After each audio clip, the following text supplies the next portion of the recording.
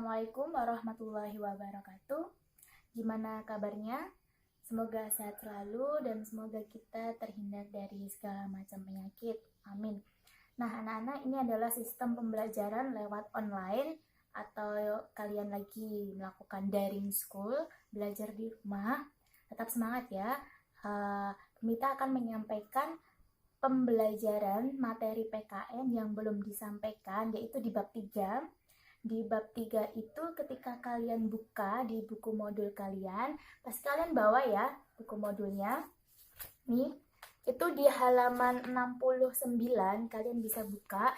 Ini ada di bab 3 yang belum disampaikan, yaitu tentang bangga terhadap karakteristik daerah dalam bingkai NKRI, Negara Kesatuan Republik Indonesia.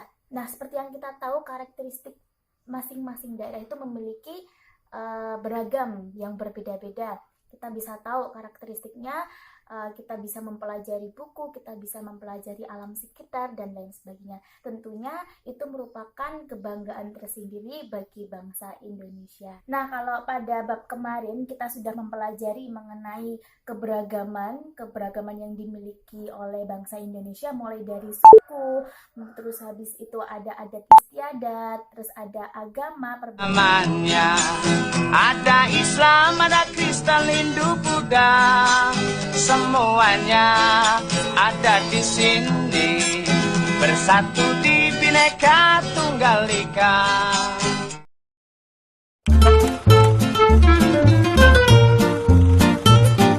Banyak lainnya yang merupakan aset bagi bangsa Indonesia, yang menjadikan bangsa Indonesia itu memiliki banyak ragamnya gitu. Kalau sekarang kita mempelajari karakteristik itu masing-masing per daerah pasti mempunyai karakter yang berbeda-beda.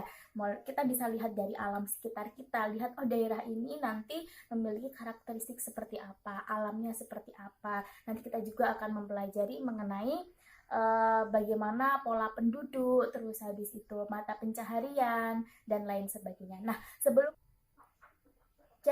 itu kita akan mempelajari dahulu peran daerah dalam mewujudkan kemerdekaan negara Indonesia. Memang kita mau masuk ke pembelajaran dulu itu, kita akan flashback dulu mengenai peran daerah dalam mewujudkan kemerdekaan. Poin pertama yang kita akan pelajari yaitu perjuangan sebelum proklamasi. Seperti yang kita tahu, proklamasi kemerdekaan negara Indonesia itu terjadi pada tanggal 17 Agustus 1945. Nah, pastinya sebelum Indonesia itu merdeka, banyak sekali perjuangan-perjuangan yang dilakukan oleh masyarakat Indonesia khususnya. Terus habis itu ada para pahlawan yang berjuang untuk memperjuangkan kemerdekaan.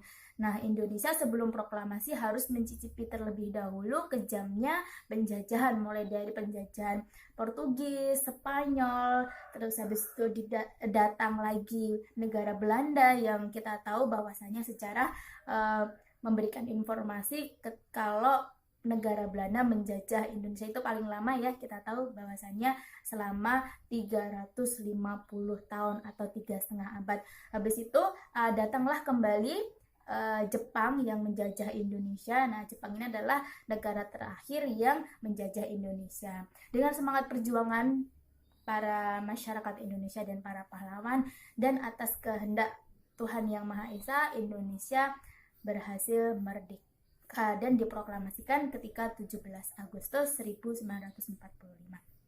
Nah, anak-anak, ketika Indonesia itu sudah memproklamasikan kemerdekaan, otomatis Indonesia sudah mengklaim bahwa dirinya merdeka. Nah, tetapi anak-anak, seperti yang kita tahu, ternyata setelah kemerdekaan itu masih banyak perjuangan-perjuangan yang dilakukan oleh masyarakat Indonesia. Seperti yang kita tahu bahwasanya banyak sekali gejolak-gejolak dan tatanan negara yang perlu diperbaiki lagi gitu. Nah, salah satunya perjuangan bangsa Indonesia itu melawan Nica atau Belanda ya. Kita lihat di sini. Nah, ternyata anak-anak, setelah Indonesia merdeka, perjuangan bangsa Indonesia belum berakhir. Bangsa Indonesia harus menghadapi gempuran-gempuran dan serangan dari bangsa lain.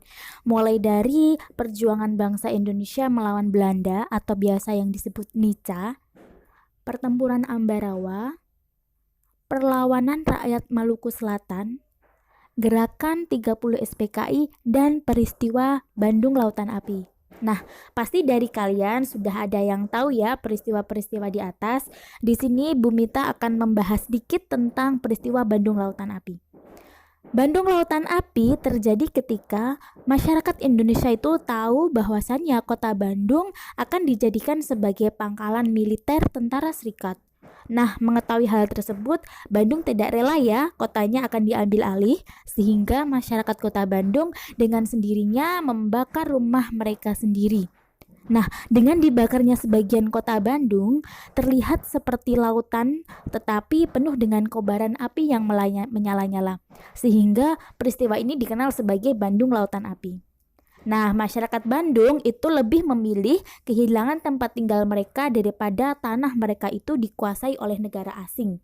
Nah, teman-teman, itu merupakan beberapa contoh pengorbanan atau perjuangan rakyat Indonesia setelah proklamasi atau setelah kemerdekaan. Nah, gimana? Kita sudah tahu ya mengenai peran daerah dalam mewujudkan kemerdekaan negara kesatuan Republik Indonesia. Sekarang kita akan masuk mengenai arti penting karakteristik daerah ya. Kita tahu bahwasanya karakteristik yang dimiliki oleh daerah per daerah itu pasti berbeda-beda. Ya kan? Pasti saya yakin daerah kalian punya karakteristik sendiri yang menjadi ikon dari daerah tersebut. Misal kalau di daerahnya Bu Mita itu di Klaten itu sebenarnya tidak ada apa-apa.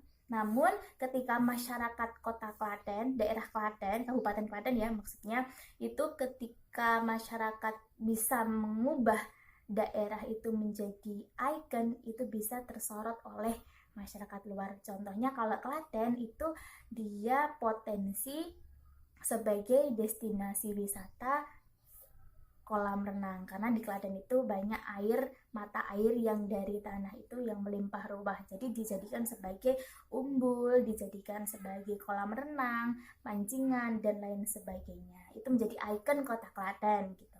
Kalau kita pindah ke Jogja atau Gunung Kidul, kita pasti tahu, oh di sana itu ikonnya apa? Pantai. Nah, kita tahu di sana itu pantai, tergantung daerah masing-masing punya karakteristik seperti apa dan dirubah sedemikian rupa untuk menjadikan daerah tersebut punya ikon tersendiri gitu.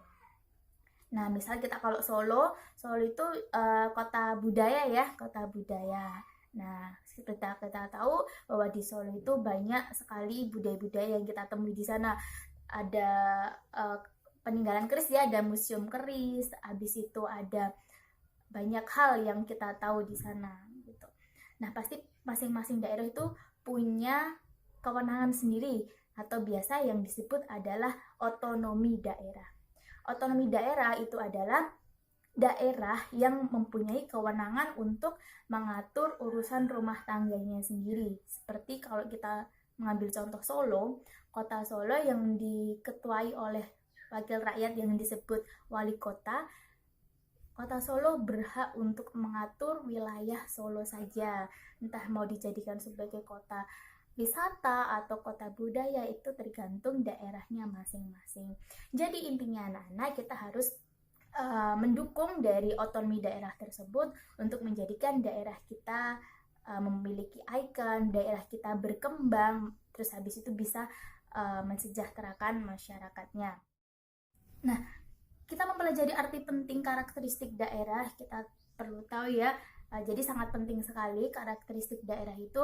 Misal kalau kalian ada di daerah manapun, pasti kalian akan menemukan karakteristik yang berbeda dari daerah lain tentunya. Kalaupun sama juga ada kesamaan, pasti ada juga perbedaan dari daerah per daerah yang menjadikan karakteristik masing-masing daerah itu ada gitu. Jadi kita harus wajib mendukung program pemerintah yang baik tentunya untuk daerah masing-masing gitu. Nah, gimana anak-anak pembelajaran kita hari ini? Ini adalah materi bab 3 yang tentunya belum disampaikan ketika pembelajaran kemarin.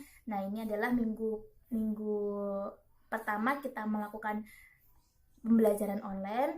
Untuk materi-materi selanjutnya mengenai pola penduduk, mengenai mata pencaharian dan sumber daya alam di sekitar kita, kita akan mempelajarinya di pertemuan berikutnya. Nah, tetap semangat ya anak-anak, belajar terus, semoga bermanfaat dan jaga kesehatan. Dulu kita akhiri, bila taufik wal hidayah. Wassalamualaikum warahmatullahi wabarakatuh.